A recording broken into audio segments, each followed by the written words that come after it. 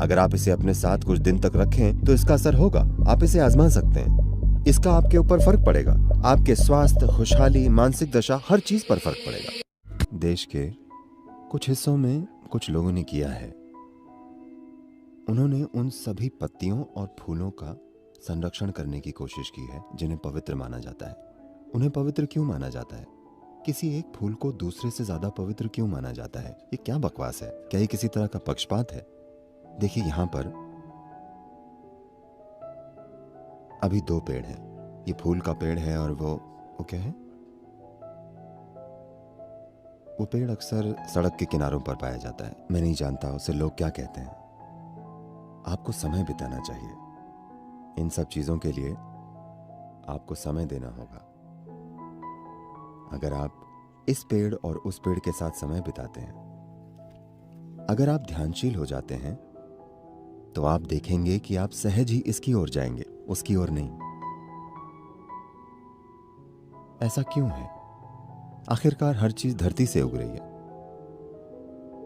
नीम का पेड़, नीम का फल और आम एक ही मिट्टी से निकलते हैं, लेकिन उनका स्वाद बिल्कुल अलग है ना?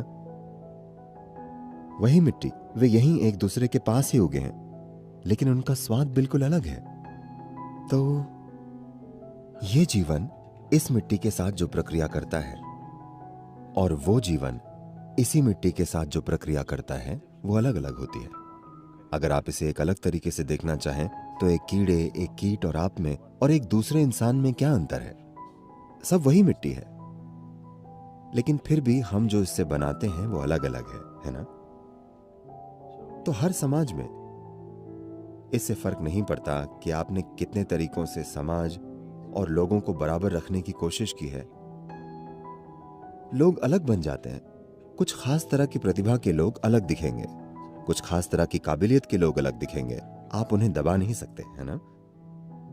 आप चाहे जो कर लें। कुछ लोग सबसे अलग होंगे, कुछ लोग साधारण से बने रहेंगे। ये हर हाल में होगा।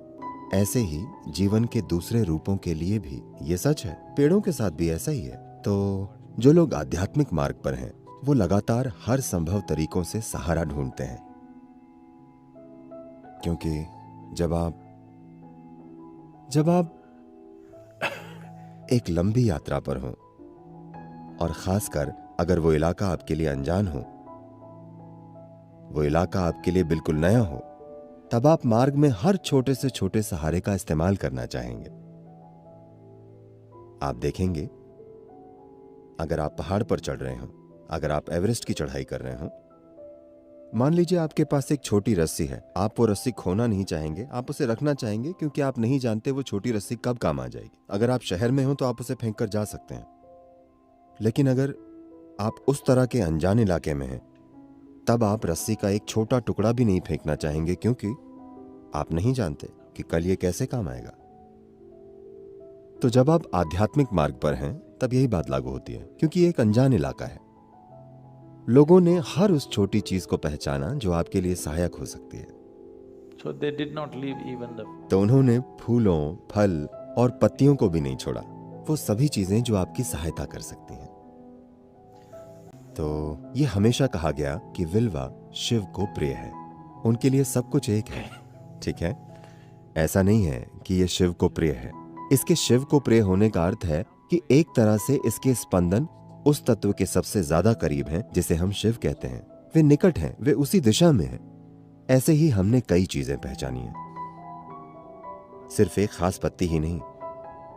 हमने कई चीजों को पहचाना है, और सिर्फ वही चीजें अर्पित की जाती हैं, क्योंकि वे आपके लिए संपर्क बनाने का साधन बन जाती हैं। आप वो पत्ती उनके पास छोड़ नहीं आते, आप उसे वहां रखते हैं और फिर वापस ले आते हैं, है ना?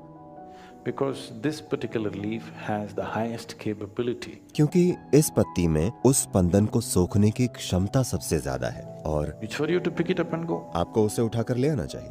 ऐसी कई कई चीजें हैं जिन्हें पवित्र साधनों की तरह पहचाना गया है, जिनका लोग इस्तेमाल करते हैं। आपको ये समझना चाहिए, इसका संबंध देवताओं से नहीं है, इसका संबंध आपसे और किसी चीज तक पहुंच बनाने की आपकी काबिलियत से है। तो मान लीजिए आप इसे आजमा सकते हैं। आप ये प्रयोग कीजिए, ध्यानलिंगा में जाइए, ठीक? मान लीजिए ये ऐसा जैविक सूती कपड़ा पहनकर वहां बैठिए, देखिए कैसा महसूस होता है। कच्चा रेशम पहनकर वहां बैठिए और देखिए कैसा महसूस होता है।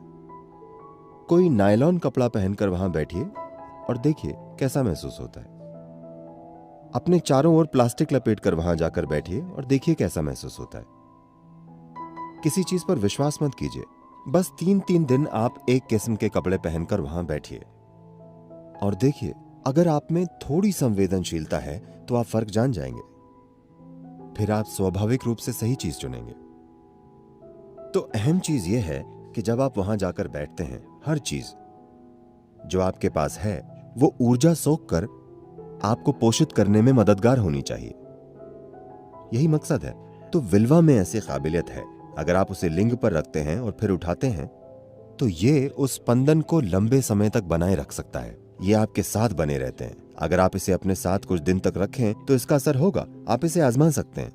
आप विल्वा पत्ती अर्पित करके फिर इसे अपनी छाती की जेब में रखकर घूमिए। इसका आपके ऊपर फर्क पड़ेगा। आपके स्वास्थ्य, खुशहाली, मानसिक दशा, हर चीज पर फर्क पड़ेगा।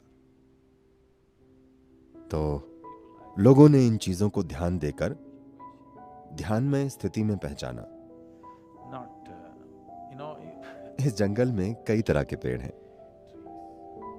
अलग अलग किस्म के पेड़ हैं।